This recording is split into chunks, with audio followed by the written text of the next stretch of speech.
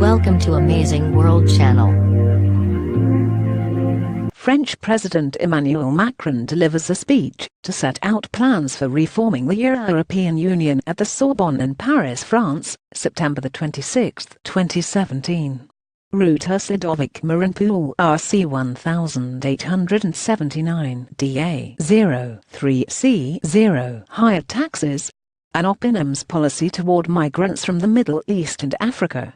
More centralized control over everyday life. Tougher restrictions on national sovereignty.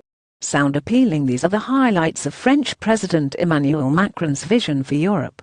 He must not have heard about the results of Sunday's elections in Germany, where the right-wing, anti-immigrant Alternative for Germany became the country's third-largest political party, or Britain's vote last year, to leave the European Union altogether.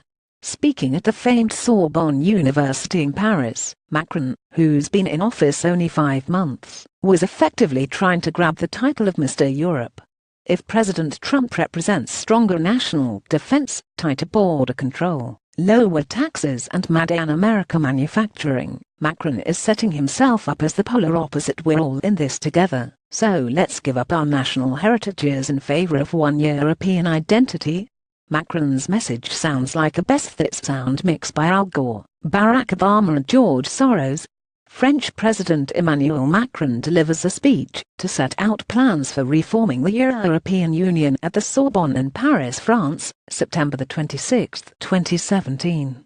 REUTERSLudovic MarinPool RC 13518 A6710 Macron's message sounds like a best sound mix by Al Gore, Barack Obama and George Soros.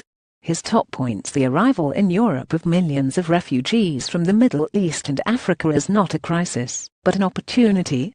Climate change must not be challenged, and can only be confronted with new taxes on carbon-based fuels.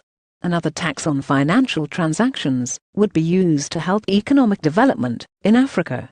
When he spoke about the spate of terrorist attacks in Europe that have accompanied the surge of mostly Muslim refugees, Macron suggested the best response is to tighten cooperation among European police, eventually abolishing national law enforcement in favor of a pan-European force. He made no mention of cutting the number of migrants, and in fact said, "This situation is going to be with us for a long time." That's encouraging.